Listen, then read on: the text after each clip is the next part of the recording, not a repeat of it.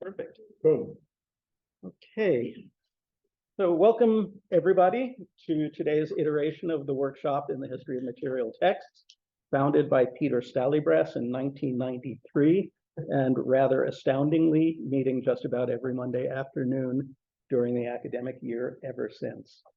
So I'm Jerry Singerman, Humanities Editor Emeritus at the University of Pennsylvania Press, and one of the current conveners of the workshop, along with Zachary Lesser, who's the Edward W. Kane Professor of English here at Penn, and John Pollack, Curator for Research Services at the Kislak Center for Special Collections, Rare Books, and Manuscripts, also, of course, at Penn.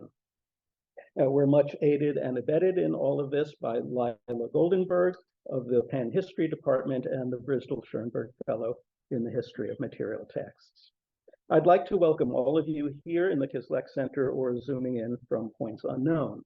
Now, for those of you who are present, we ask that you please sign the attendance sheet that's circulating. And if you're not already on our listserv and would like to be, please add your email address to the sheet as it goes around. For those of you joining us remotely, please make sure to mute yourselves during the talk, of course, but please make yourselves known using the chat function, which Lila will be curating, and during the Q&A by using the raise hand function so that we may call upon you to hear from you directly. Now, as those of you who follow the workshop with any regularity know, we're characterized by, to put it generously, a certain capaciousness of topic and approach. From time to time, however, we have actually endeavored to plan clusters of presentations examining a specific topic, say in the past, manuscript culture and the law, in different historical and cultural contexts, but in resonant and we hope mutually illuminating ways.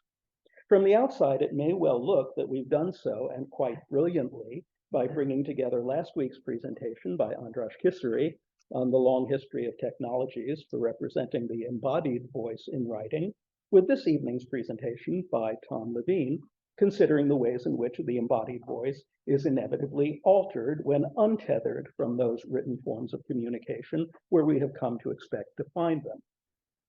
Now, much as we would like to take credit for this particular cross-fertilization, I will admit that it was completely fortuitous, though it is promisingly brilliant nonetheless. Showing that intention is overrated. So Thomas Y. Levin is a media theorist, curator, collector, and founder of the Princeton Phonopost Archive, about which we will soon be hearing more. He's Associate Professor of German at Princeton, where his teaching focuses on the Frankfurt School, German cinema, media and cultural studies, and sound studies, among other fields. He's held fellowships at the J. Paul Getty Center for the History of Art and the Humanities, twice, I think, the Internationales Forschungszentrum Kulturwissenschaften in Austria, the Collegium, or Institute for Advanced Study in Budapest, and the Internationales Kolleg für Kulturtechnik, Forschung und Medienphilosophie at the Bauhaus University in Weimar, among others. He was a member of the curatorial collective that mounted a groundbreaking show on the Situationist International Group that originated at the Centre Pompidou before moving to the ICA in London and then the ICA Boston. And he was curator in residence at the Witte de Wit Center for Contemporary Art in Rotterdam, where he developed celluloid Rembrandtiana, a project that subsequently traveled to Frankfurt, Berlin, Los Angeles, and St. Louis. At the Center for Art and Media in Karlsruhe, Germany, he curated Control Space, Rhetorics of Surveillance from Bentham to Big Brother, one of 3 exhibits, the others at Brown's Watson Center and the Princeton University Art Museum, that he mounted on the aesthetics of politics of surveillance after 9/11. Tom is the translator or editor of 3 books on Siegfried Kracauer, including The Mass Ornament, Weimar Essays, and he's co-editor of a volume of Walter Benjamin's media theoretical texts titled The Work of Art and the Age of Its Technological Reproducibility, and other writings, both of these published by Harvard.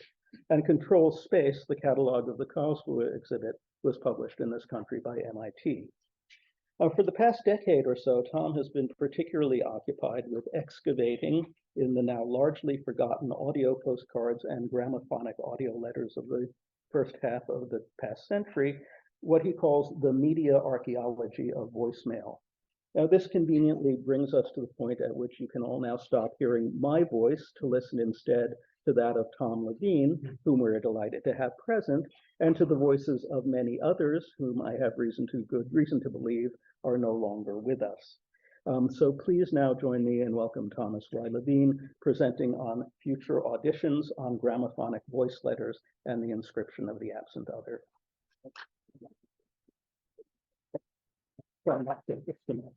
Yeah. Thank you.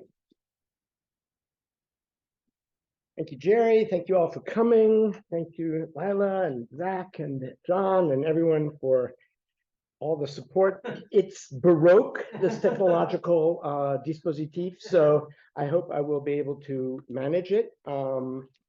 I think as a further challenge, Jerry has now stolen my talk, which I know you want me to improvise, but That's mine. Oh, there, wait. I think that's yours. yeah, no, that's mine. Yes, that's mine. And this, yeah, Should I both take anything else? texts. No, that's it. Okay. That'll do. Okay, so let's see. We're going to share screen and go to here and share and here. Boom. Let's see. Does that work? Yes. All right. So, continuing the discursive articulation of the segue between, that's an acoustically overdetermined topos,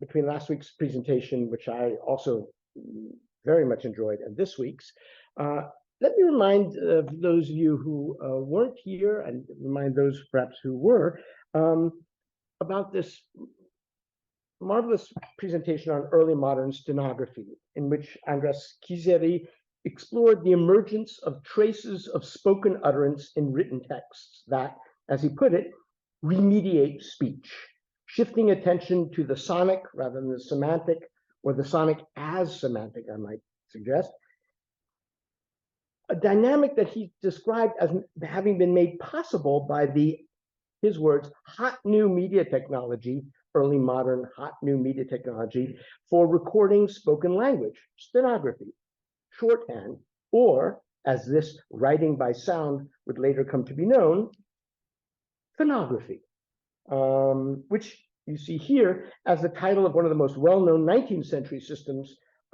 by Isaac Pittman of Cincinnati, Ohio, my hometown, as well as a host of ancillary publications such as, for example, phonographic pronouncing dictionaries, such as this one, which, as the title page explains, teach one how to pronounce not only English, but also foreign languages.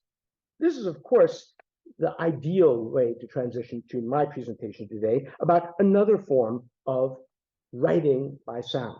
And I want to insist on writing as the shared terminus.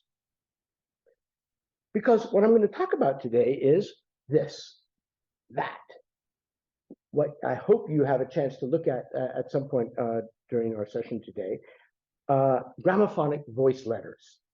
After stumbling upon one of these at a flea market over a decade ago, this widespread and yet completely forgotten chapter of media history has been the focus of my archival and scholarly energies ever since. What I'm talking about is this: a spoken letter recorded on a small gramophonic disc in a booth or in a store or at home and sent through the mail. Now, there are a couple of discs. Yeah, you can pass those around. They're not fragile because the ones that are here loose, not in their protective, fetishistic drag of mylar sleeve, these are blanks. There's nothing on them. You'll feel that they're smooth. They are yet to be inscribed by what is often referred to as a record lathe that literally cuts out a groove that inscribes whatever sound is being recorded on it. Millions of these letters on a record were recorded all over the US. At USO clubs, for example, by World War II soldiers on furlough, by visitors to the 1939 Golden Gate Exposition in San Francisco, Here you see a disc that one could record in a booth there.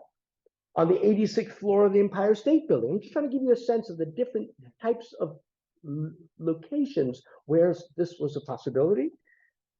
By bourgeois Brits shouting through a recording megaphone. You can see it on the bottom left illustration on the sleeve here. You can imagine the level of fidelity. I mean, I have dozens of these discs, and I've never been able to get any kind of sound that's even minimally intelligible out, but I have hope for future technologies.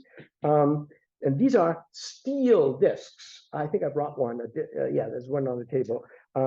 And this could be done, as you see in the image here on the sleeve, at home. There's a whole another set of concerns that we won't talk about. I won't talk about today regarding the kind of photographic analogy, right? Codisc.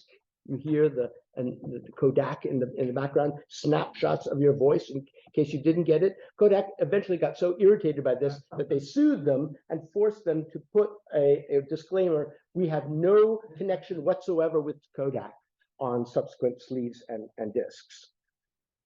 Other discs, and I have some of these here too, were recorded by Nazi soldiers at the front, sending greetings back to their family at home. I just want to get a sense of the time. And in the post offices of Argentina, where the state provided the new Fonopostal service starting in 1939 to give a still sizable illiterate population access to postal letter writing. Right now, you did not need to know how to read or write. All you did is you went to the post office, recorded your voice, and then send it to your cousin in the countryside, who, if she didn't have a gramophone of her own, could go to the local post office and listen to it there in a booth. So interesting politics of democratization of epistolary. Such discs were also used by Dutch families to send messages to their kids who were doing duty as colonial troops in Batavia in the Dutch East Indies. Colonial voicemail, right? Note the gramophonic record on the sleeve as the figure of phonomobility in this gorgeous colonial voice letter mailer, right? From the mothership in the continent in the upper right to the palm-treed colonial destination. Voicemail records were even being recorded at sea, as evidenced by this amazing example. I have another one on the table here. Of a letter from the SS Île-de-France, the longest gangplank in the world, a message from the sea. I don't know if you can see it underneath this annoying little, let's see if I can move this. Yes, let's do that. A message from the sea. Here you see the robust cardboard mailer. I brought another one that traveled from Manhattan to London on the SS Olympic in 1929. These are very early. The one on the table is a birthday greeting for the famous opera singer Florence Easton. As a letter connected to a well-known figure, Easton, this voicemail is in fact exceptional. The vast majority of voice letters in my archive, in my deeply vernacular archive, are of super regular, unextraordinary, and endlessly fascinating people. This is an archive of daily life. This is not an archive of singular individuals, famous individuals. This one was recorded on a speakerphone prosumer device located on board the ship. As I started researching these fascinating cultural artifacts, I soon learned, to my astonishment, that nobody had ever written about them, nor had anybody ever collected them. You could find one or two in a postal museum or in a collection that focused on World War II, but nothing systematic. So I started constructing my own archive. What else could I do? I went around the world to flea markets and auctions and junk stores, and especially to that amazing brocante with metadata known as eBay or Delcamp or Todo Collection, and built what is now the Princeton Phonopost Archive, the biggest, because only, collection of gramophonic voicemail in the world. Thanks to a generous 4-year grant from the Einstein Foundation in Berlin, I was able to assemble a team to scan the discs and envelopes, digitize them, then transcribe the audio, and then design a robust web interface so that people could start working on this amazing global vernacular archive. Can you imagine a more unimpeachable academic justification for my insatiable collecting drive? It was deeply satisfying. Whenever I'm collecting, whenever I'm on eBay, I'm working. While we will sample from that online archive in a moment, and I'm super thankful to everybody here who made it possible to get decent audio so you can hear, because in fact, the sound is crucial. I first want to quickly show you images of some of these voice letters, and as this is a workshop on material texts, encourage you again to take a look at some of these objects and turn them over and look at them. There's extraordinarily rare Soviet voicemail. I remember when I finally found one with an envelope. I went to a colleague in Slavic languages, which is on the same floor. I said, "Why is it so damn difficult to find these?" And he said, "Well, you obviously know nothing about the Soviet mail system, because nobody would, in their right mind, would send this through the mail. If it got delivered, it would be destroyed.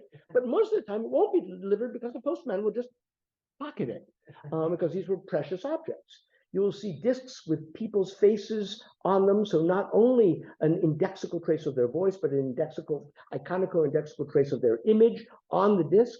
They're remarkable artifacts, and I urge you to attend to their material specificity and their gorgeous, deeply seductive otherness, strange, media historical exotic quality in the time after I talk. So let me just show you a few recent data visualizations, very inaugural, provisional, mapping the vectors of these records, for which I have to from metadata. That's why I'm particularly interested in collecting these records when they come with envelopes, right? Because the envelope has important metadata that is often not contained in the audio. Note the prevalence of coast-to-coast voice letters, which is a function of the fact that telephony then was still tariffed by distance. There's some people in the room who may still recall this. I think most of you won't. The idea that not only is telephony tariffed by time, but also a phone call from San Francisco to New York is much more expensive than from San Francisco to Los Angeles. Thus, since it costs the same to send a voicemail letter from San Francisco to Los Angeles as it does to send it to New York, you can imagine the savings and the allure of sending them longer distances.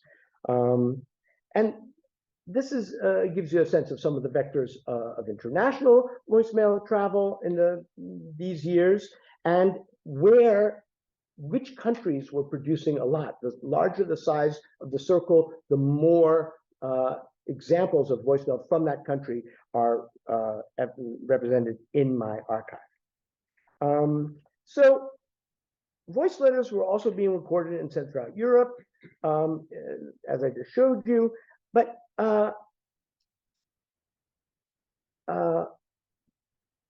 also from Europe to its colonies. So the question is, if millions of these were being made, sent, recorded, received over decades, how come, this is the reaction I get from most people who I talk about my archive with, is like, how come I never heard about this?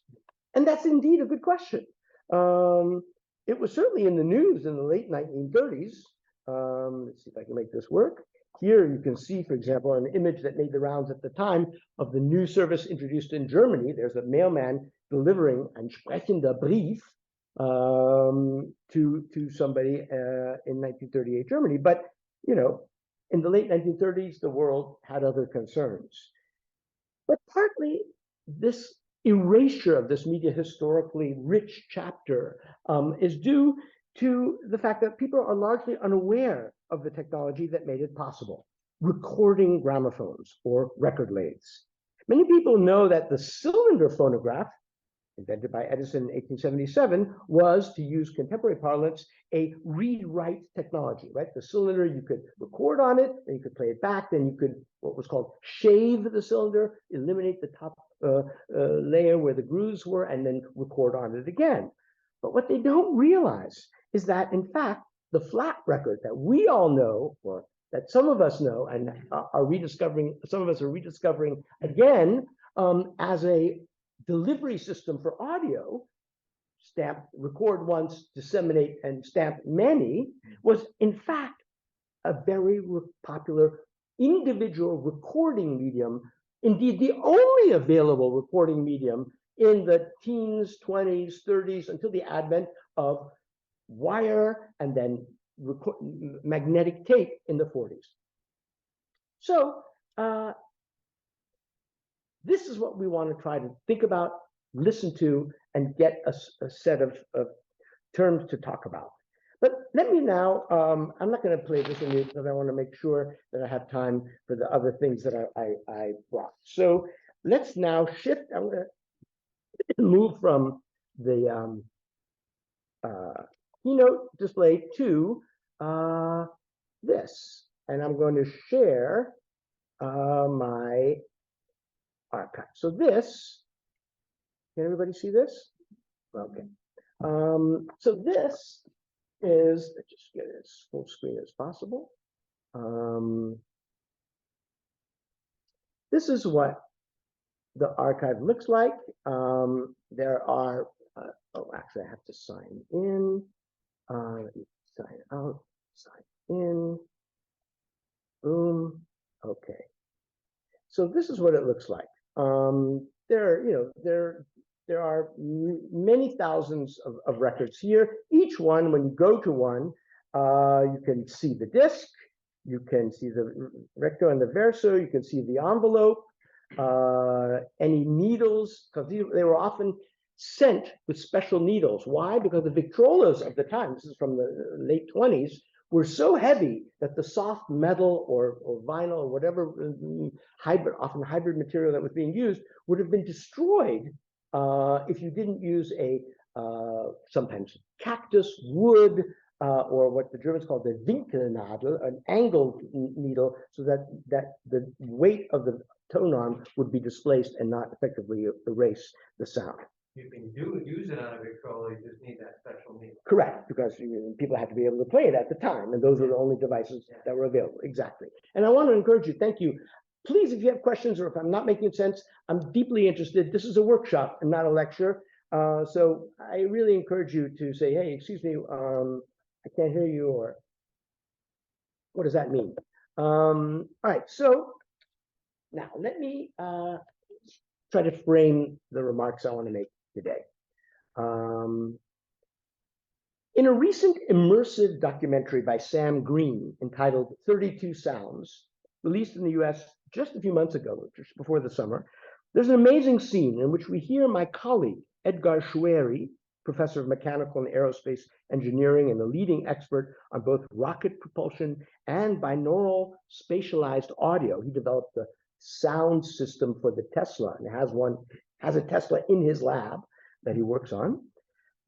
In this film, we hear him recount the following story. He gets a call from his sister in Beirut, where he grew up, who's still living in the home where they grew up and is going through some family stuff, trying to reduce the clutter. In the course of doing so, she found some reel-to-reel tapes. And since her brother works on audio, she calls him to ask what to do with them. Throw them out, Edgar says. But she, wisely, will do no such thing and instead sends them to him in Princeton so he can play them and decide on their fate.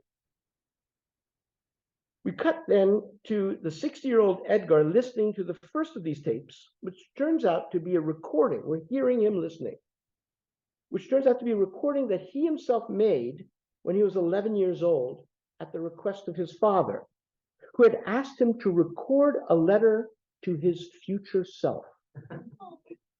Incredible idea.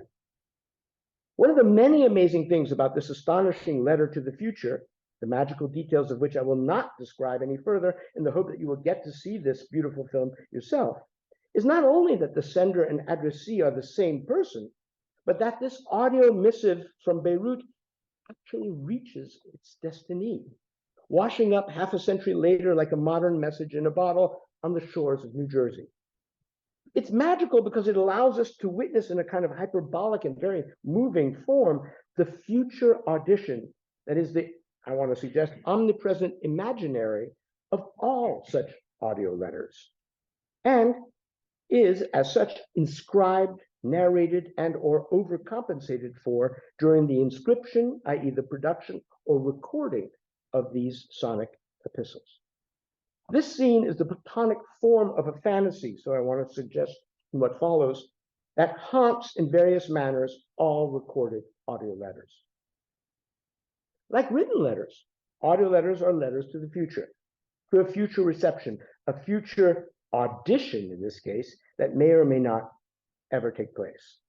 While this may seem trivially obvious today, this medial condition was experienced in an especially powerful manner, it seems to me, in the media historically very different era in which the overwhelming majority of these gramophonic epistles were recorded.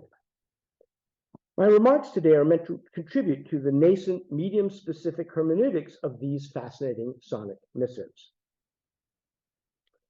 Over the course of the many years I've spent building this archive of gramophonic voicemail, one of the many questions that informed my collecting and listening was how the form of the letter changed when its condition was inscription, its condition of inscription was spoken rather than written.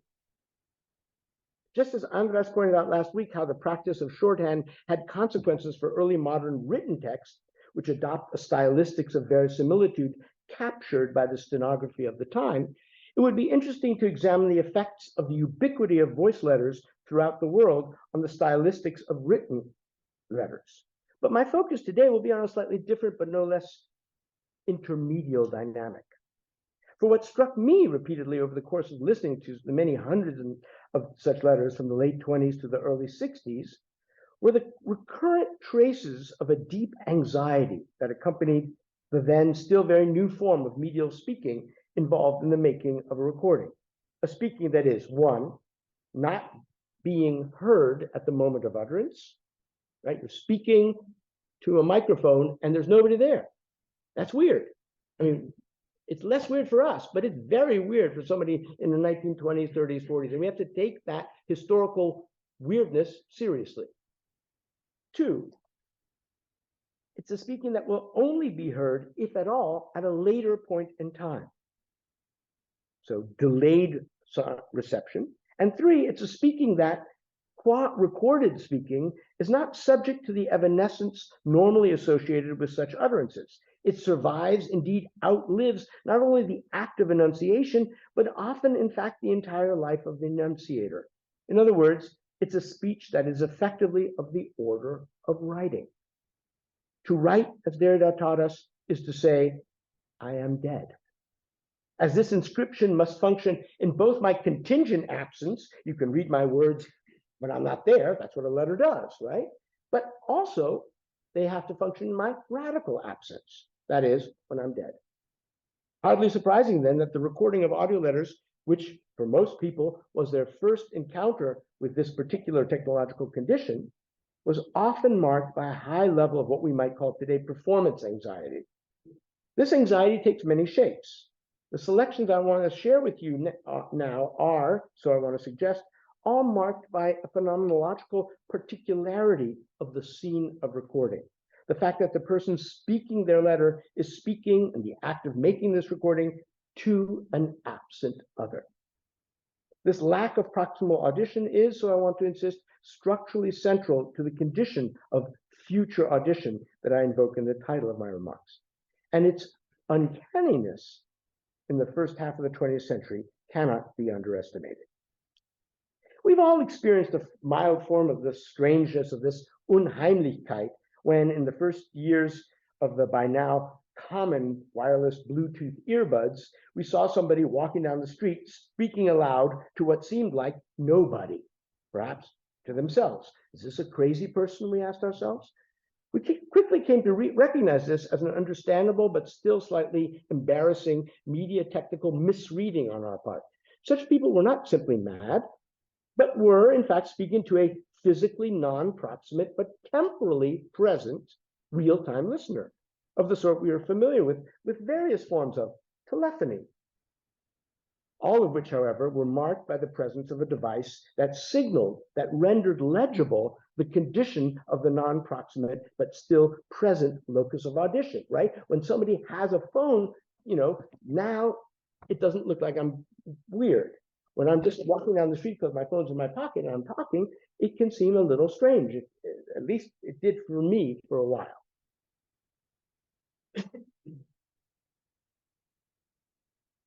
Listening to historical audio letters of the sort that are the focus of my archive, one constantly encounters the performative traces of the confrontation with this not only non-proximate, but fundamentally absent listener. What I want to share with you today are what I see as some of the compensatory dynamics of this condition of future audition, i.e., the way that this medial fact can be read in various performative aspects of these voice letters. To do justice to this in all its nuance would require more time than I have this afternoon. So what I want to do is just give you a couple of examples, all taken from the PhotoPost archive, of each of 4 strategies or practices that I see as symptoms of or compensatory strategies for this anxiety about absent or future audition. The first, we could call it rhetorics of enunciation. I was amazed in listening to this archive with what astonishing regularity one encounters audio letters that overcompensate for the anxiety about the absent listener by ventriloquizing other medial imaginaries that are marked by a similar absence of proximate audition. Specifically, what I'm referring to is the performance of audio letters as if they were telephony or radio, right? The idea is I'm in a booth, I've got a microphone in front of me. This is very strange. What are the models that I have available to me for this type of technologized speaking? Well, at least in telephony, we know there is an absent other, but they are listening. And so people talk into this record, which cannot speak back, which isn't listening, as if it was a telephone call. Radiophony is something else. It's a broadcast, and in a certain sense, is closer in its one-way dynamic. Let's listen to one. It's 1, 3, 6, 3, 9. So let's go there. It's extremely small on my screen. So I hope this will work. Let's do it again. 1, 3, 6. I cannot read what I'm writing, why is this not working? Let's do it again. 1, 3, 6, 3, 9. Well, that's unfortunate.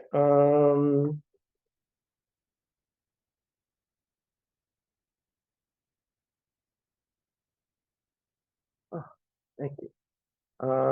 Okay, so here we're looking at a voiceograph letter, 13639, right? I'm going to make it a little bit larger so you can read it. Operator, give me Gramophonic 5, 0376. Oh, Flurry? Yeah, Ray. What's the matter? What are you... Oh, listen, babe. What do you do? Have to stay down at the canteen tonight? Listen, babe. How about a date? Oh, heck. Look, what am I going to do? Hang around a place alone? Listen, babe, what the hell's a big idea? Me hanging around and you're down at the canteen? Look, baby, what do you mean? That ain't fair. It doesn't work. Oh, come on, babe. Look, I can't stick home alone. I want to go and see a show with you. What do you mean? You can't? You got to be at the canteen? Oh, damn the canteen. Come on, babe. What's the matter? Oh, come on, babe. All right. Okay. So long. See ya. What? No? You'll make it tomorrow night? Maybe. Magnificent piece of medial kind of drag, right? It's disguising the one way of the voice letter into a kind of desired dialogism. Let's listen to another. And it says not sent, so this was not, maybe not meant to be Well, sent. we don't know because we don't have an envelope. In other words, I have it. Who knows? This is the, limit of the archive, because in a certain sense, this is an orphan without the metadata that would tell us where it was recorded, when, to for whom, et cetera, et cetera. So we do with it what we can. So let's go back and listen to another one. 12825, 12825. Boom. There we go. Okay, so this is a beautiful gem blades. There were many corporate sponsors. Pepsi, gem blades were two of the major ones during the Second World War. What's really interesting about this object is that on the back, there's an iconography of the booth, kind of Airstream trailer where they were making the recordings. So maybe personnel carrying stacks of blank discs, et cetera, et cetera. These were provided free of charge to soldiers on their break. Let's listen to the first 20 seconds or so. Hello, Miss Young in Cincinnati, Ohio. This is a Gem Blade reporter speaking from the Hollywood USO in Hollywood, California, August 6, 1944. Through the courtesy of Gem Blades and Razors, here is Bob. Hello, Mary. Well, it's like a telephone conversation, isn't it? Only this time I do all the talking, don't I? Well, Norby's down this afternoon. It's like a telephone conversation, but I do all the talking, right? So there's the collapse. Now you might say, but hey, there is a proximate audition. Like we heard another voice, right? Who is this other voice? This person who introduces the speaker, right? Hello, Miss Young. Here's Bob. Is the operator of the recording device. But let's remember, where are we now? 6th of August, 1944. We're at war. What happens to letters during wartime? They're censored. How do you censor time-based media? Very labor intensive if you have to have somebody listening to each of them. So what you have is censorship at the moment of production. This is a proximate audition, but it's a sensorial audition. Because if Bob were to say, hey, and I'm shipping out to place X, and the recording, broken record, it's over, right? So in fact, there are forms of proximate audition. It's just not the audition that is part of the imaginary of the production of the letter, right?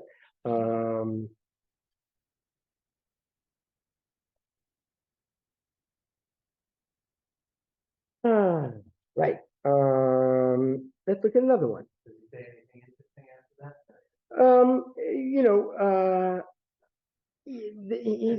He does talk about how there's some guys here. 12855. I'll give you another example.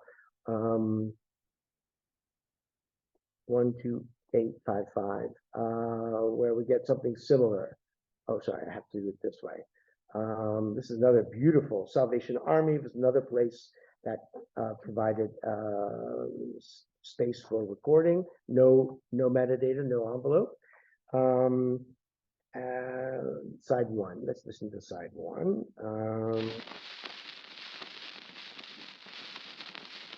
Hello, Patty. How are you?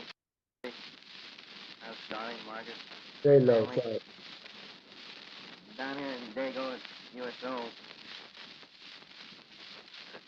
There's buddy over here laughing at me. There's a buddy over here laughing at I me, reckon that's right? laughing at him. Now he's back at me. This afternoon, we took a ride up to Balboa Park. Quite a large zoo up there. We saw all the monkeys and animals they have up there. What? Let me say something. Can't think of much to say right now. I'm sort of stage fright, I guess. Mic in my hand, shaking like leaf. Trouble is, I got an audience here. So look, stage fright, technologized stage fright, proximate audience, but they're more a visual audience. They're seeing through what is often a glass booth. They can't hear him, but he sees them making comments, so it makes him nervous. And now I want to show you one or two other, just very brief ones. 13724, 13724. This is a Pepsi Cola sponsored one, sent in from Oregon to Massachusetts. Thank you. And this is the first 20 seconds. Hello, Mrs. Mary Parada. The Pepsi Cola Company is happy to bring to you the voice of your son, Alfred. Hello, Ma. Hello, Pa. I sure was excited when they told me I could record my voice and send it to you. How do I sound? Maybe I should have gone in for radio announcing. Maybe. I feel like $1 million. Yes, sir. That would be cheap. The air, the food, the country, So, and the... what do you notice about this? Exactly. This is the acoustics, the woodenness of a bad reader. And the reading itself is, of course, a function of the anxiety of what am I going to say? Right? Because, like a psychoanalytic session, the recording device does not stop when you don't have something to say. Therefore, silence speaks. Awkwardness speaks. And indeed, one of the things I'm most interested in is how, because Andras talked about this a little bit in his talk about the various forms of inscripted markings, inscription markings that can convey pauses, but they're crude.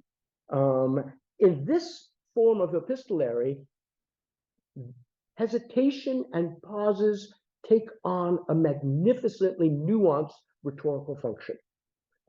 There's a real phenomenology of hesitation at work in these letters. I can play you, if we have time, a magnificent love letter, a kind of 1930s phone sex, an Argentinian love letter where the man is whispering and pauses to give incredible weight to his utterances, and it's just glorious, and a very different kind of letter.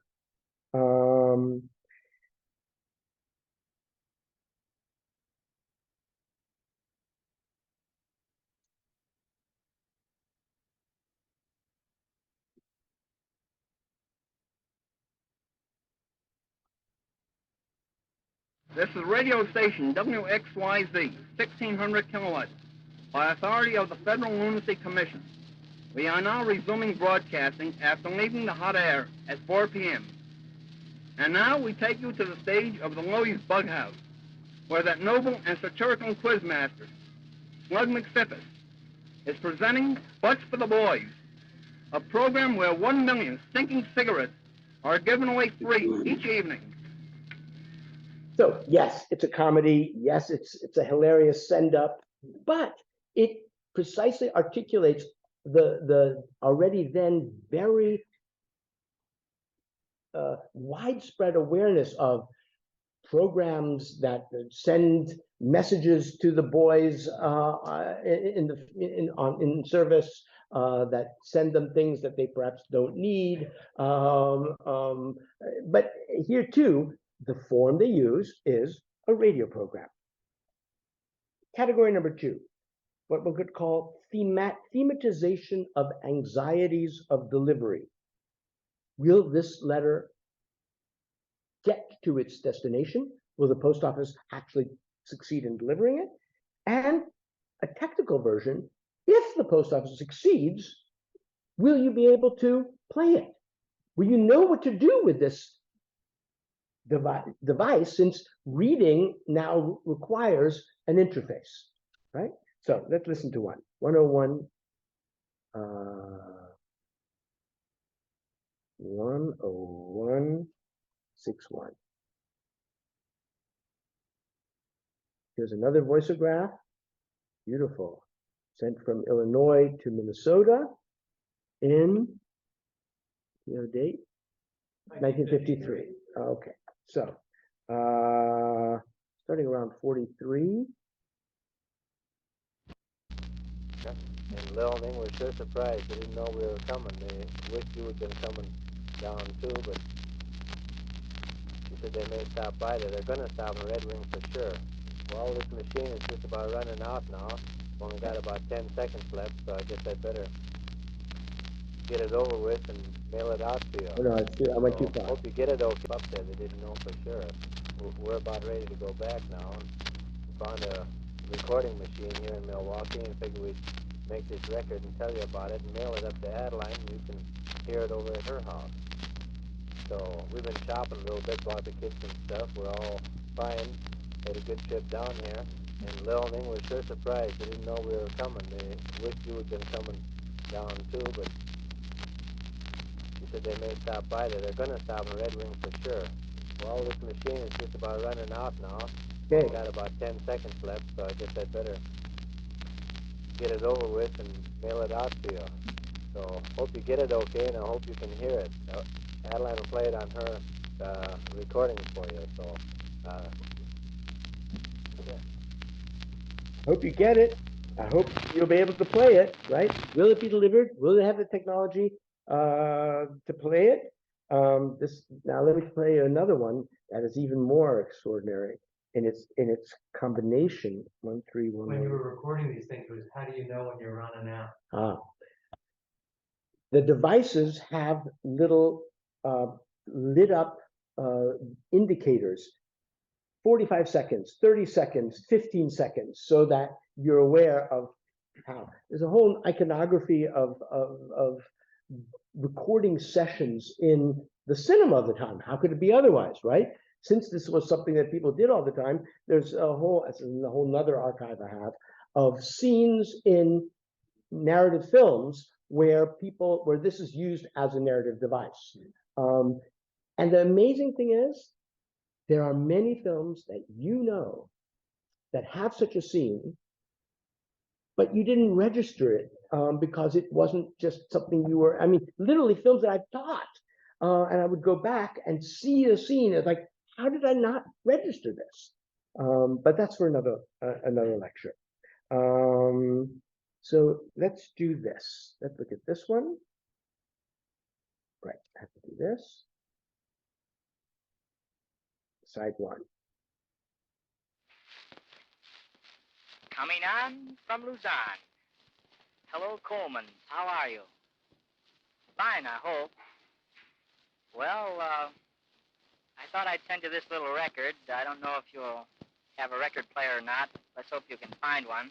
Bit of a structural If not, I guess contradiction. it's just a little extra voice of mine that's getting around. Anyway, it's around on the record. Right, I want to thank you very much for that. Okay, that's really all I wanted to play. This idea, this combination of multiple medial rhetorics, radiophony coming on from Luzon, telephony, how are you? Fine, I hope. And the anxiety about the possibility of it being recorded and listened to at all. Category number 3, thematization of an imagined scene of reception. Why is this important? Well, where would a record, when there's no proximate listener, one's forced to imagine the scene of the future audition, a lack that's thematized and compensated for narrationally with surprising regularity. Indeed, the first example that I want to play from you from Ed Safir, from whom I have no less than 12 gramophonic voice letters to his wife and extended family, he does so in almost every single one of his missives. Let's listen to one. Now, where was a gramophone in 1930s and 1940s? In the living room, exactly. This is a problem if you're trying to send an intimate note to your lover, right? Right? How do you control? You never can, but it's particularly egregious, this inability to do so when the condition of reception is in a, albeit domestic, but still nevertheless, minimally public condition. Let's see how Ed handles this. 13716, 13716. So this is a Gem Blades. Get rid of this. Okay. Listen to the first. How do you do, Mrs. Safer? Another. Come on in, Ed. Come on in, Ed. Hello again, darling. Yes, another record. Why? Well, it sort of makes me feel even closer to you, if you know what I mean. I wish that I could hear you as you now hear me. It makes me feel even closer to you, if you know what I mean. Right? It makes me feel, I wish that I could hear you as you now hear me. And now, a little bit later at 57,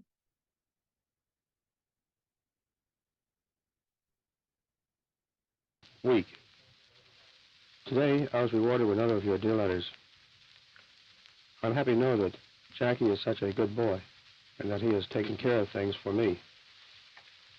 I'd sure like to see the little peanut right now. I can just see him. If he is listening to this record, he is standing very close, with his nose just about into the phonograph, his big eyes full of wonder. Yes, I'd sure give a lot to be with you both right now.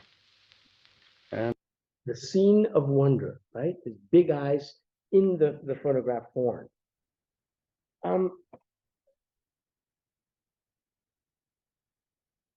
The anything but private space of the living room is obviously not the ideal location for the enunciation of marital intimacies, thus giving rise to a practice of what one could call tactical polysemic euphemism, in which R-rated utterances masquerade in G-rated drag. Let's listen to two more short examples in which the challenges of group reception are made explicit. 10221.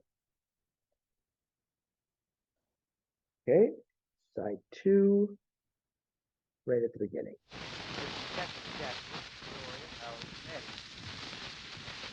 Well, Mother and Dad, I guess you're listening too.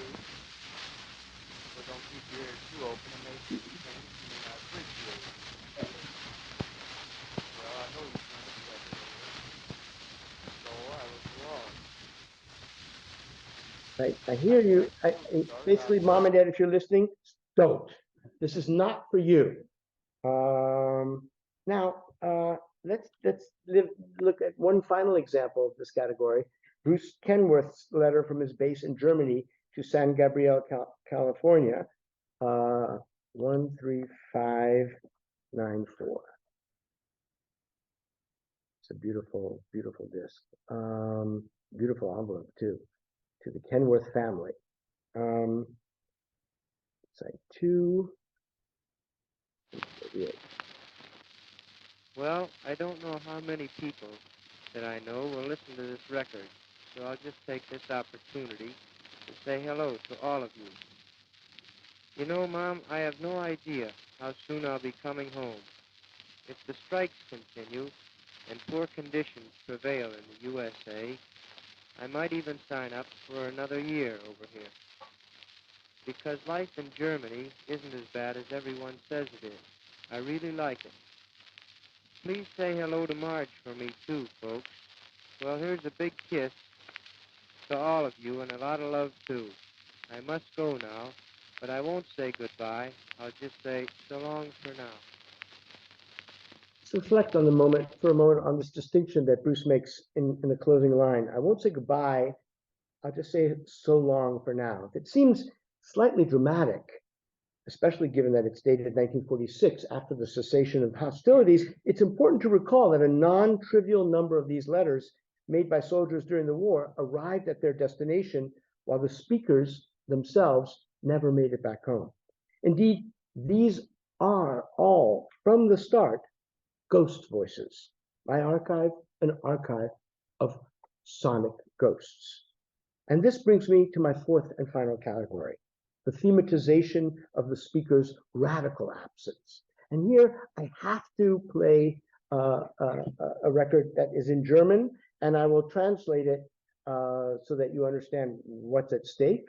I just want to set the stage. Oh, sorry, I have to do it this way.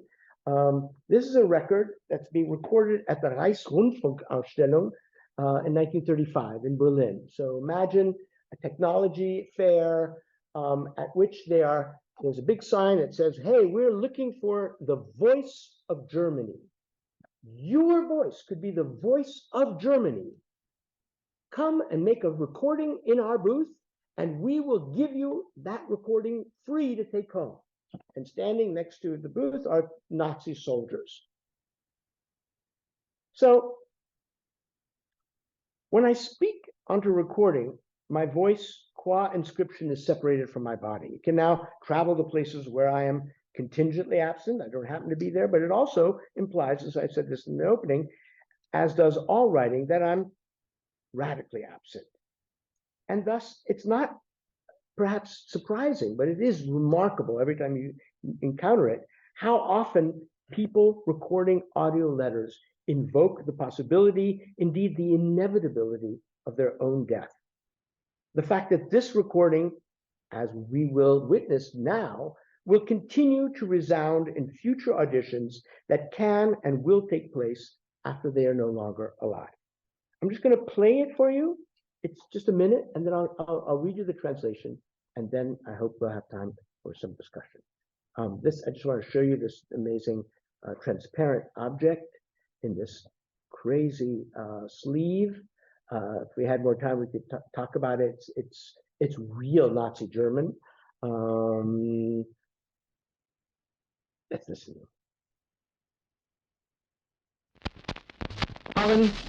Das abhören, was ich heute in das Mikrofon sage, dann wird die Technik schon weiter geeilt sein und viel Neues vermitteln, als was wir heute hier auf der 12. Rundfunkausstellung sehen können. Und trotzdem sind wir glücklich, aus Sachsen die Berlin mit seiner reichen Umgebung kennengelernt zu haben. Ich hoffe, dass es auch meinen beiden Jungs einmal vergönnt sein wird, die Berliner Nähe und Potsdam mit seinen Herrlichkeiten zu schauen. Und das ist der Grund, weshalb ich die Schallplatte bespreche, damit ich den Kindern eine Überlieferung geben kann oder ein Andenken. Ich werde dazu fügen, meine lieben Jungs, bleibt immer so gut und brav, wie ihr jetzt seid. Und denkt daran, dass wir als euch gute, liebe Jungs, deutsche Jungs erziehen wollen. Sollten wir einmal später nicht mehr sein, so soll das nur ein kleines Andenken sein und euch sagen, dass wir immer und immer um euch sein wollen und nur euer Bestes wollen. Und euch, liebe Jungs, zu tüchtigen deutschen Menschen erziehen. Das ist unser größter Wunsch. Und unser Segen soll immer mit euch sein.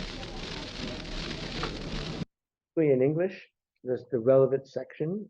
A father says, I hope that both of my boys will one day also have the opportunity to see Berlin and its proximity to Potsdam in all its glory. They say that they're visiting from Saxony. You can hear a very thick Saxon accent. And that's why I'm making this recording, so that I can give the children an inheritance, eine Überlieferung, a remembrance. And the mother then says, I will add to that, my dear boys, that you should be so good and well behaved as you are now. And remember that we want to raise you into nice, good boys. And you see the Nazi guy standing there, German boys. If one day we exist no more, then this should serve as a small remembrance to tell you that we always and always want to be around you and only want the best for you. Right? So this is an astonishing testimonial utterance, provoked. Who knows by what? The context in principle doesn't demand it.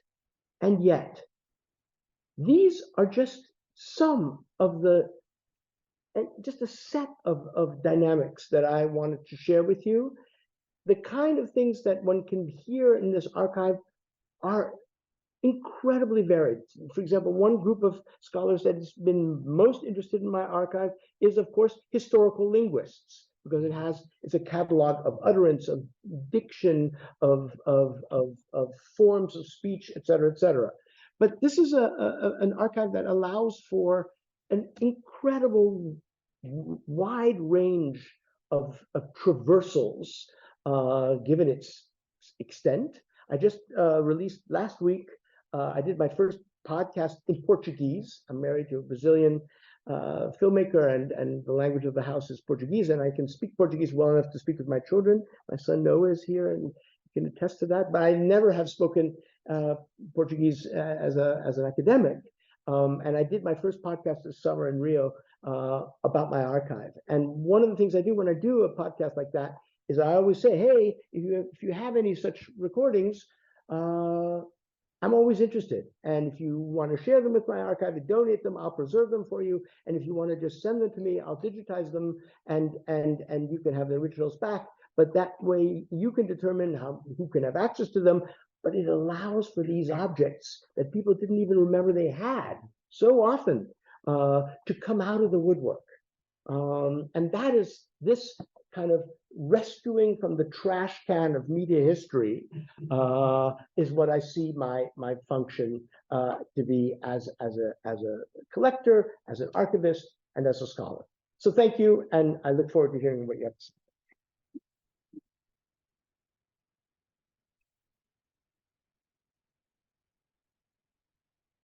Thank you so much, Tom. The floor is open, and by long custom, the first question goes to Liliana. Thank you so much, Tom. Fabulous project. Listening to you, I wondered whether a lot of criteria like delay, writing, arrival, anticipation, the ghost voice, and abstract is inherent in any. Of course. And that we can say to one degree that we expect something differently because we have the illusions of the presence of the voice.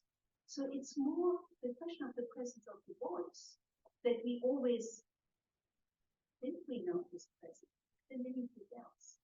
So I wonder whether one cannot turn it around and say, well, if it is so similar, and we know that there's an anxiety in letter writers, will that be read? Will this arrive? Absolutely. That we have now an oral record of that anxiety that is not part of a lot of letters, even though it's there.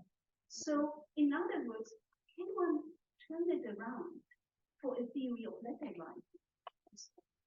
And what does it mean, not for the question of technology, but the illusion of the presence of the voice? And here I go back to the quote by Derrida. And I have a very stupid small question because I always love to ask more than one. What kind of competition is the invention of the answering machine? Because an answering machine is part of the phone network. Absolutely. And what you hear on an answering machine, or used to hear, and some of the younger generation don't know that anymore, were precisely the tapes of people here at home and here. Okay, so marvelous questions. Thank you. Let me answer the second one first because it's a gift. So the answering machine is yet another chapter in the series of medial platforms that have delivered and archived the voice. With a voicemail, with a voice answering machine, the voice is delivered not postally, as here, but telephonically, and is stored locally. So the delivery problem is solved. Whether it gets listened to is another matter. But in focusing on the gramophonic today, I may have failed to give you a sense of how capacious my archival appetite is for all sorts of such platforms, because I have all kinds of, way before the answering machine, audio cassette, reel to reel, then during the Vietnam War, audio cassettes, reel to reel during the Korean War, audio cassettes from the 60s and 70s, and of course, audio tape. Usually the voice messages that you're talking about, the telephone answering message machines recorded on audio cassette tape. But you're absolutely right; they are of a piece. Have their different medial specificities, but this is part of a much bigger project. And indeed, and this is a perfect occasion for me to just mention an antecedent moment, which I also brought for show and tell, because in doing the research for this, what has become a series of books that I'm writing about this project, I discovered crazy antecedent in 1905 of voicemail postcard. And I know certain people in the room who remain unnamed are interested in postcards. And this is literally a postcard on the back of which there's a kind of plaster of Paris, very thin covering, onto which you could record your voice and send it through the mail, thereby solving, this is a very French problem, the nosiness, the data privacy politics of the nosy concierge who would read your postcards because it's encrypted. But of course, anyway, it has its own problems. I'd love to tell you about, this is a whole nother project. I brought some show and tell, but this is the antecedent of which the answering machine would be the success, one of the numerous successor technologies. To come to your first question quickly, yours is a classic example of what one could call the logic of the supplement. This is the supplement, the voice letter, the voice mail is a supplement to the written letter that allows us to understand certain dynamics of that original condition and articulate also in its difference ones that it does not have. Of course, qua letter, any letter is always accompanied by the anxiety, will it arrive, will it be read, will it be properly understood, et cetera, et cetera. And yet, the voice as that paradigmatic signifier, at least historically, of presence. I am where my voice sounds is when divorced from the body in this miraculous, fascinating technology, particularly uncanny. And thus, I want to say that it is a hyperbolic and perhaps in that intensity, importantly different form. It produces a different form of the uncanny when one, and think about it, when you read a letter from a loved one who has passed away, you hear their ductus, you hear their personality, it's deeply moving. And yet, it's something else to hear their voice. And it's shockingly, powerfully uncanny. And it's that difference that interests me. Yes. Last comment anticipates my question. I'm curious about turning this enormous affective world that you described onto the receiver. Onto the receiver, onto the reception of these messages. I'm gendering that receiver as largely female. In other words, loved one's mother, especially in this military context. And your last example is the exception. So I'm wondering, it seems to me an implied secondary archive that may not be audio archive about the history of the reception, the practice of listening, when were these things listened to, were they listened to competitively, were they listened to privately, were they listened to at funerals, for example, especially in a military context, and a secondary world opened up. So, Michael, you of course put your finger on something that my wife, among others, is constantly, chastising me for, which is the endlessly extendable imperative of the archive. So, for example, I couldn't agree more. One way to respond to that is I have, as I mentioned earlier, an archive of scenes in films where these letters both are produced and received. So at least that captures at least one cultural imaginary of that reception. Another archive that I have is I collect manuals on how to make a good recording, right? Because this is a DIY technology that needs to be culturally disseminated. How is it culturally disseminated? Well, there are these, manuals. There's literally one is called Home Recording and All About It, or How to Make a Good Recording. These are titles of volumes because people need to learn. And particularly with these early technologies, you heard some of the recordings that are very faint. If you don't speak into the microphone, particularly in the very early ones, you will just not be audible in reception. So there's a place where something like the kind of reception history that you mentioned gets inscribed even in the audio, and that is in the rare conditions, Ed Sayfair is one of them, where I was able to find a group of recordings. Now, while I rarely, almost never have found a kind of back and forth, there is something about, oh, I just got your letter in which you talked about my first recording, or et cetera, et cetera. So it's a kind of indirect, but I agree. How this is manifest in literary and other cultural productions that track and reflect on this, the consequences of the reception of these letters is something that interests me a lot. Yeah, so I just want to pick up on the gender question about, just to confirm, are the majority of the recordings male?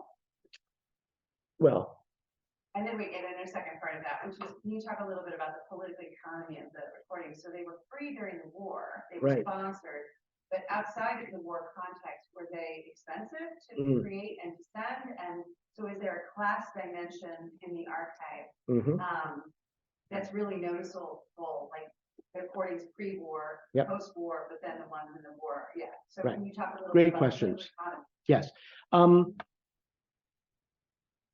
Here, my answer needs to be located in that particular misprision that is always the contingent consequence of an archive. So the bulk of the voices that I have in this archive are male.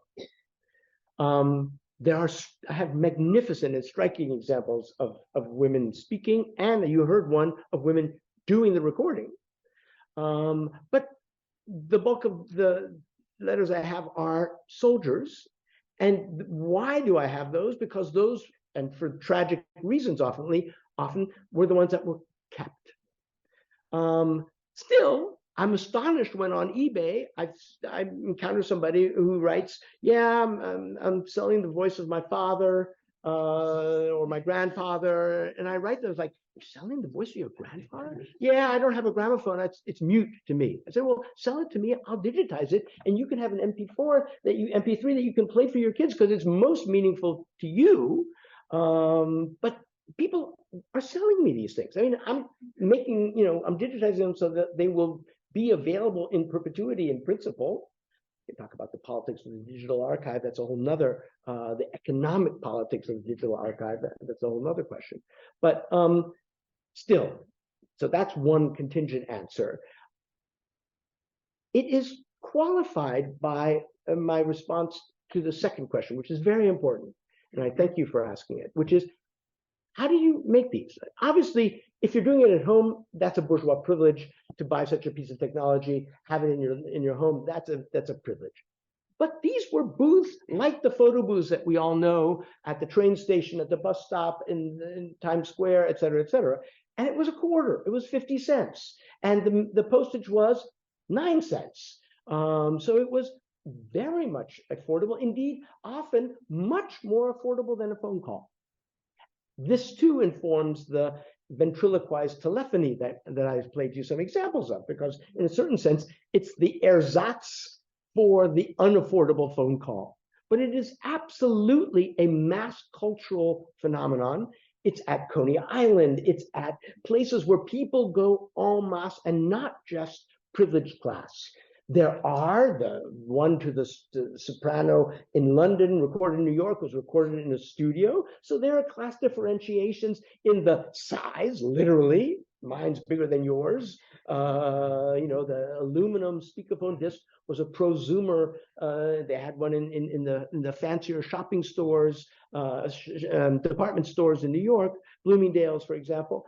But the bulk of them are super proletarian, working class, kids, and indeed, many of these devices then, particularly when they are no longer the state of the art, so when audio tape becomes the new medium of choice, older technologies are recycled as children's toys. So then there's a whole nother set of recordings that are just hilarious kid experimenting with silliness in audio recording. There, interestingly, it's extremely gendered. Parenthesis. There's also another really interesting gender dynamic, which is during the war, the companies making the blanks, and the blanks are going around, tried to introduce new forms of social practice, a recording party. Have a recording party. We'll send you scripts that you can record. Get a couple of your friends, and you can make this recording. And the marketing, the entire iconography of the marketing and the scripts themselves were directly oriented to the consumer class that was at home, which were women, because the men were gone. So there's another, that I didn't even, I focused on the epistolary for this presentation, but there's all kinds of other. I should mention another thing that's important. If you came in earlier, you saw the labelography film that was produced by an amazing collector, the only other collector that I know who's really ever done this, did it before me, which is a guy named Phil Knoll in Minnesota. And I contacted him. He had done an NPR show, and he was a kind of mentor to me. Then I got this big grant, went to Germany, built the archive, and came back and said, "Master, let me show you what I've done," and hoped for his praise. And he was thrilled. I never thought you would do something this serious. He said, "You're contacting me at an amazing moment, because I have two collecting loves." I know this dilemma so well. Home movies and home gramophone recordings. And I can't, my wife won't let me, and I don't have room to do both. So I've got to make a choice. And I made a decision for home movies. Do you want to buy my archive? You can imagine, right? Anyway, long story short, I got the money together. I bought his archive, 3,800 discs. Maximum 20% of those are audio letters. What's the remainder? It's an unwritten parallel history of American popular music. It's the garage band that you and I went into a recording booth and recorded. And, I need to partner with an Americanist musicologist. I don't have the competence to do justice to that, but it's in my archive too. I haven't touched it. But in a certain sense, it is the ground against which my little subset of the archive is the figure, right? So because the bulk of this home recording was done for musicians, by amateur musicians. And that's another whole interesting chapter, which I've not even begun to touch the surface of. Phil Noel has just walked us into my question, which I'll simply state as gramophonic letters, home movies, compare and contrast.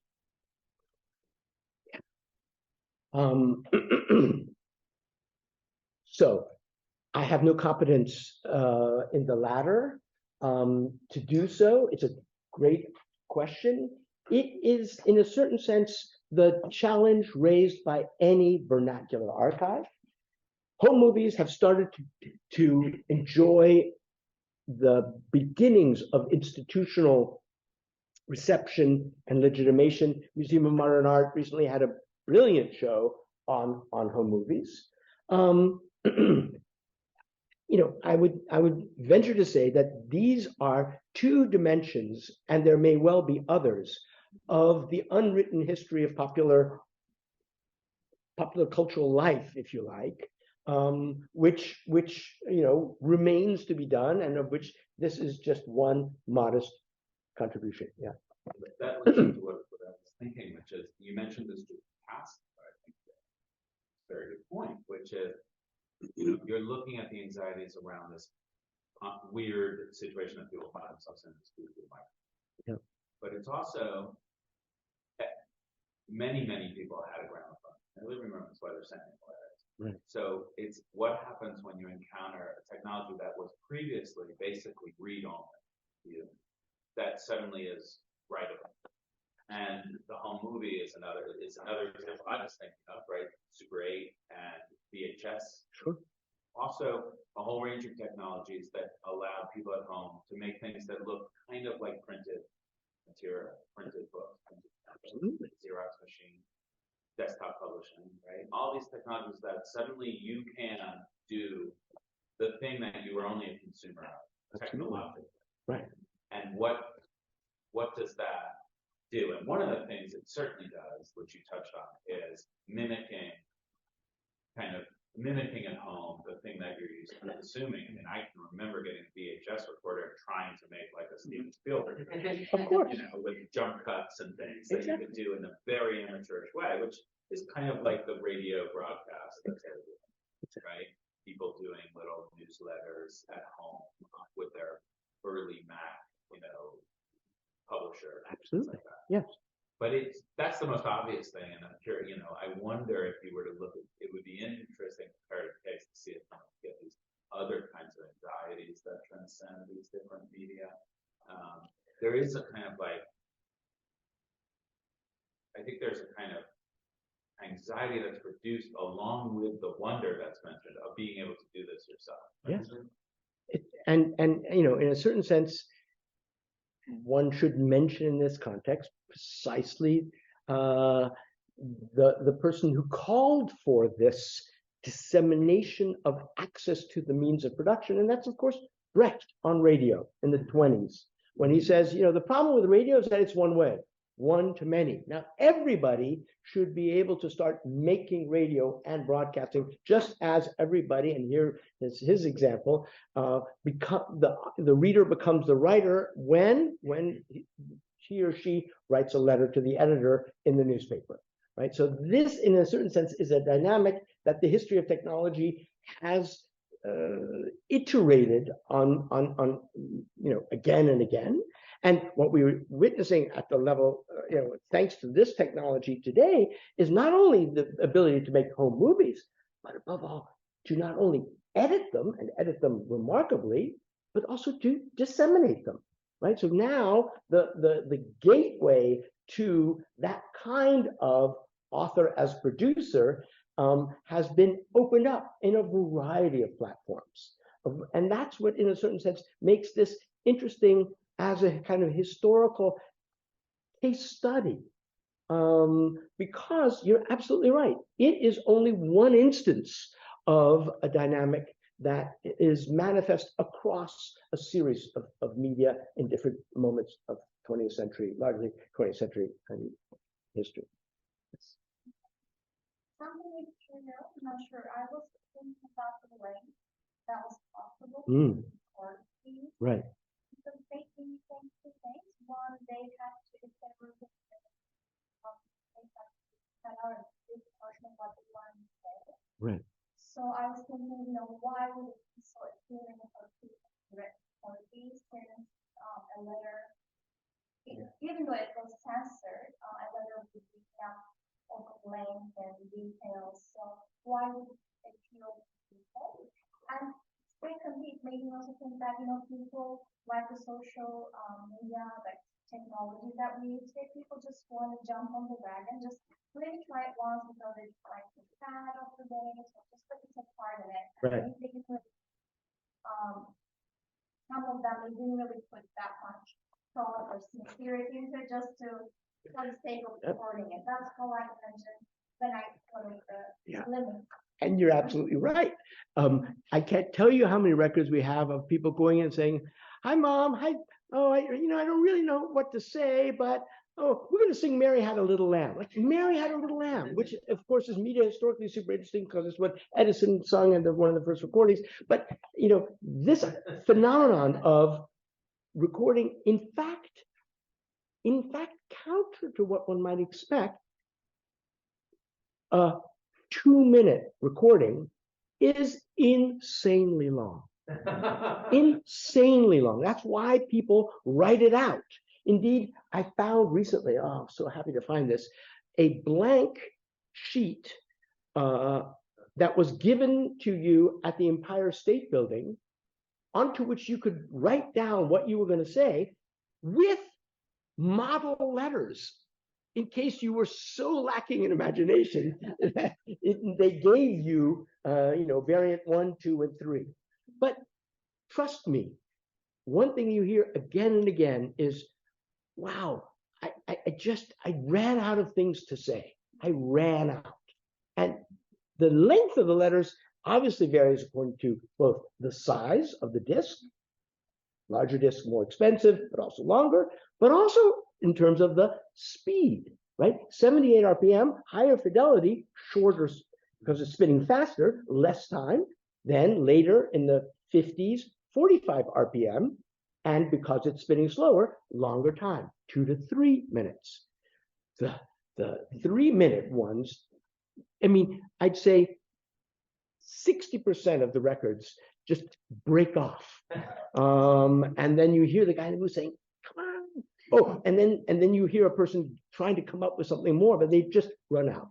So yes, length and all kinds of other difference, capacity for formulation, reformulation, editing, et cetera, et cetera. Remember, the other thing about these letters, there's no editing, right? Once the recording starts, it does not stop and it cannot be changed. This is different from for magnetic media, where you can go back, erase, cut, et cetera, et cetera.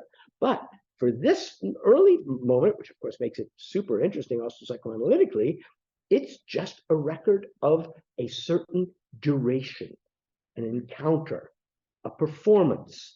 And that brings me to one of the most interesting dimensions of András's talk last week, where he talks about how one of the things that stenography allowed was and this is for my friends in performance studies, so interesting, was a record of the performance condition of a play. And then when he said, and I wondered if anybody discussed this with him, when he said, well, we have we can see how well the stenographers were doing in terms of whether or not what they wrote down was, could be compared with the urtext. But of course, what's interesting to me is precisely the variation, because that might be something like a transcript of performance practice in its variability. And what we have here are an archive of performances, wooden, some unfortunate, others, and some gloriously competent.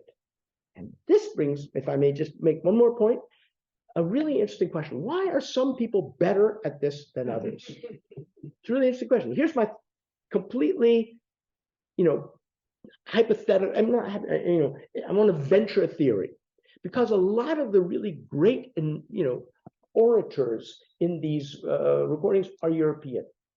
And I think it just may have to do with the role played in European primary and secondary curricula of memorization and rehearsal of the memorized. Because if you've had the experience of that task of speaking extemporaneously in front of people, which is to say under pressure, which is to say in front of a microphone, structurally analogous, then the booth is, in a certain sense, familiar in a different way. I don't know if that works. Maybe some of you have some other ideas, but it's really true that one sees, and this may also have a class-specific component, surely does, and yet we also find deeply sympathetically unpretentious, everyday utterances with a fluidity and grace that is not that of privileged education, but is also something else. So you see the questions that raised. Final question, John Pollock. Oh, I'm sorry. I don't know if I need the final. Such great stuff. I'll try to make it quick. Practices of commercialization and sending. Does Pepsi? Did Pepsi Cola put up that booth? Yes. And once you do your recording on the Pepsi machine, do they send it for you? Oh, they were free anyway. Military. The military people could send everything for free. But this is what it looked like. It's Pepsi comes in the mail. This is a recorded message from your soldier at camp through the courtesy of Pepsi. Pepsi is right. Pepsi is providing the infrastructure, the recording booth, the guy who's operating the recording booth, and the discs. So everything is free. And at Coney Island. And at Coney Island, it's not commercial. It's advertising Coney Island, and you're paying for it, and you have to pay the postage. You get a mail. It comes with a mailer, and you've got to put the postage on it. So yeah, so there are those. There are ones that are branded with department stores. There are ones that are branded with popular producers of blanks, Wilcox Gay, Recordio, et cetera, Voiceograph, the same company, American Mutoscope, that made the photo booths, also made recording booths. But some of your examples suggest, kind of like the photo booth, that it remains a bit of a novelty item, like Coney Island. Totally a novelty item. The print store, though, is a little bit different, maybe. The which store? The department store. It's not really a novelty space. Maybe No. it is, But then, do they ever become quotidian? well, I mean, look, there's one collection that I have of a guy who does a trip driving across America, and in every town, he's able to find a recording booth, and makes a record and says, now I'm in Oklahoma, now I'm in Texas, and he finds these booths. So that tells you something, that he's able to find one. It means that they were sufficiently available and not elusive that it was possible to do so. Couldn't have charged an electric car, but you could send a voice. Well, we could go on, and I invite us all to go on as we But please, look at everything. take a look at the table. show and tell before you leave, because do flip them around and take a look, because these are really, it's important. We are in the workshop for material text. I want you to touch these. Don't take them out of the sleeves, please, if you don't mind. But do come up and enjoy their material. I think.